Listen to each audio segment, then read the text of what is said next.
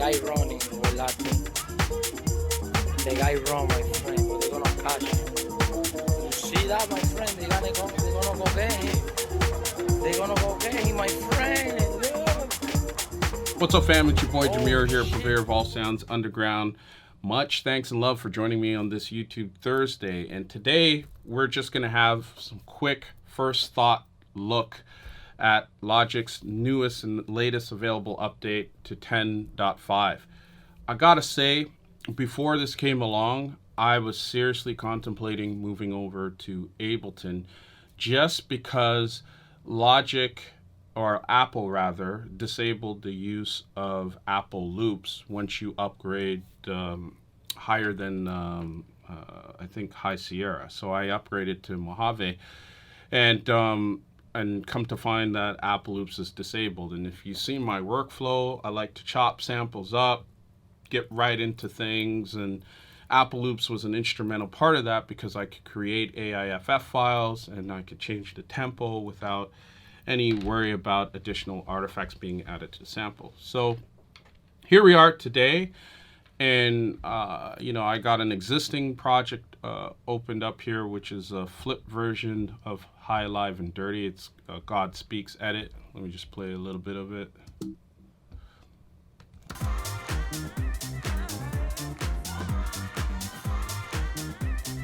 So with this was inspired by a DJ set I did at the House of Yes, and I just decided to use a different part of the sample and not necessarily put the track out. It was just for me as a DJ tool.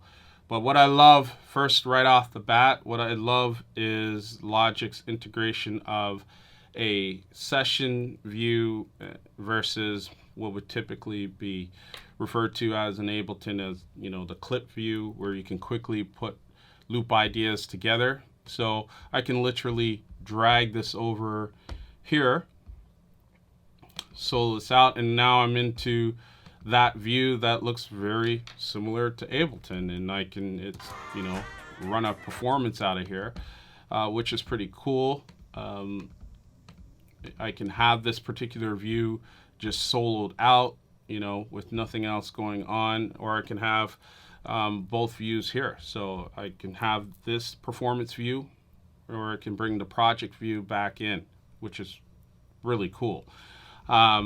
I haven't messed around with this too much. You can build quick ideas this way, which is one thing I love about it in terms of sketching beats quickly, just dragging and dropping loops in here.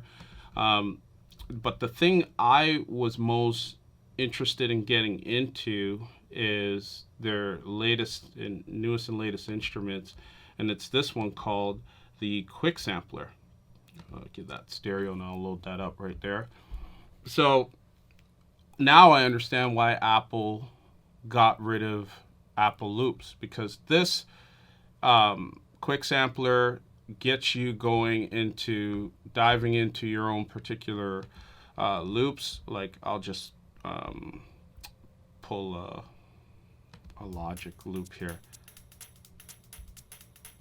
and you get two modes here of original and optimize. So I'm going to go optimize, and you can really start getting into things that remind me of my days when I was using the Ensoniq EPS16 and ASR10. You can immediately slice and dice the samples. I got it on a transient mode here, and I could trigger this.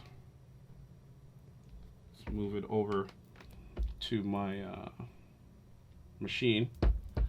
So I'm using machine as a MIDI trigger, which is, I love this. The other thing I noticed too is the latency is a bit better.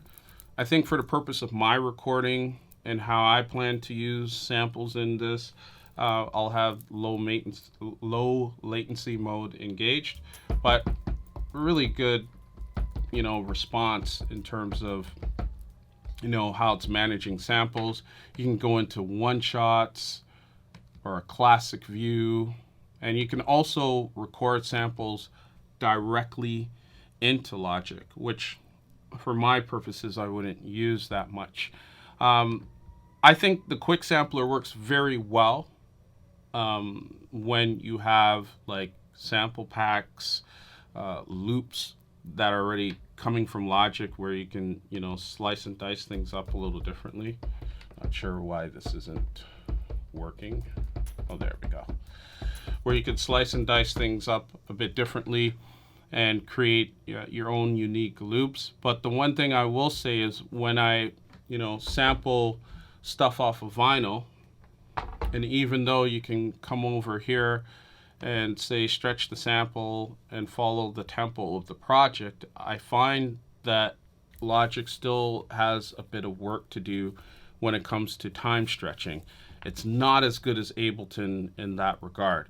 If the loops are like things from here, again, like sample packs, stock Logic loops, it works perfectly fine. But if you're sampling off of vinyl where there's time changes and there's real people playing real instruments, I find a time stretch just needs a little bit of work, but it's something I definitely can see myself still working through.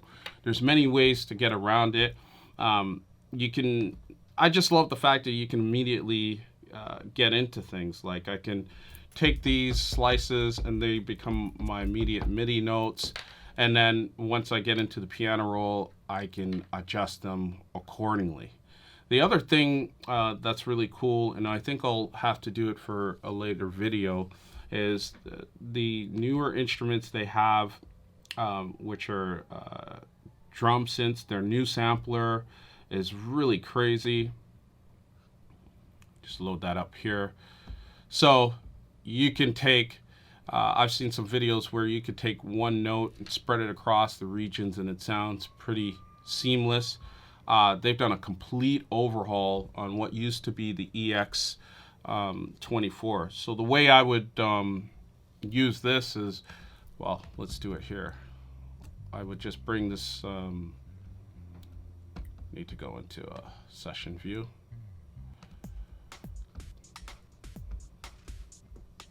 Actually, let's do it this way.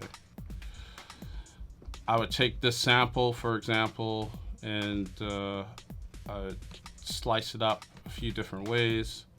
I'm just going to do this for the purpose of this video. And then it asks me what I want to do, use transient markers, and then create another sampler track. So say yes to that. And then basically the sample is in here for use. I haven't messed with this too much, but you could do all sorts of things in terms of the mapping.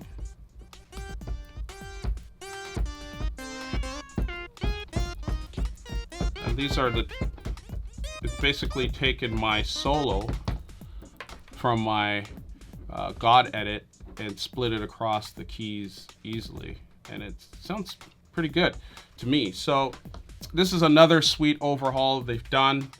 They've done other great things, and I think I will do, as I said before, specific videos on the drum synth, but you could grab a group of instruments, and from those instruments you could create a unique drum package and trigger each instrument accordingly. So I will do a specific video on that, but my first and overall thoughts is that this update is tremendous, but the quick sampling and time stretching element of that needs to be worked on. So if I had to rate it out of a 10, I'd give it a solid 7, just because when you're sampling off vinyl and how you're handling audio, I think it needs to be seamless when it comes to time stretching, and it's just not there yet in terms of following the tempo under the quick sample.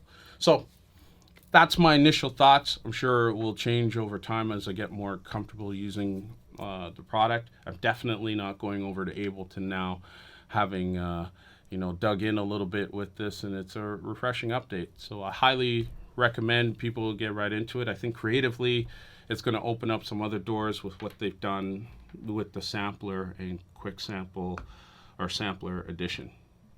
They also have a sequencer edition involved to, complement the drum synth and Alchemy instruments. And again, I'll do separate videos on this, but lots of meaty and juicy updates to get into with Logic. and I think they've done a fantastic job of, getting, skin into the game and staying into the game as they continue to compete with Ableton. And those coming from a Cubase, Logic background, and we're contemplating moving to Ableton, this is a nice addition where you can start playing with, sample clips to get into different ways to create and form ideas and build out tracks eventually. And there you have it. Much love and respect. Thank you for joining me on this short video. Just initial thoughts of Logic 10.5.